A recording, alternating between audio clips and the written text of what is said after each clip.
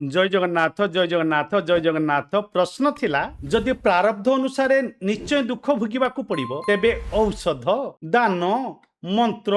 अनुष्ठान इत्यादिर उपयोगितार लाभ कौन उत्तर हेउची जेपरि कौनसी व्यक्ति को जेल दंड आदेश होइथिले से जरिमाना टंका देई जेल दंडर समय सीमा कम करि पारे अथवा ସେଥିରୁ ମୁକ୍ତ ବି ହେଇପାରେ ସେହିପରି ମନୁଷ୍ୟ ଔଷଧ ମନ୍ତ୍ର ଦାନ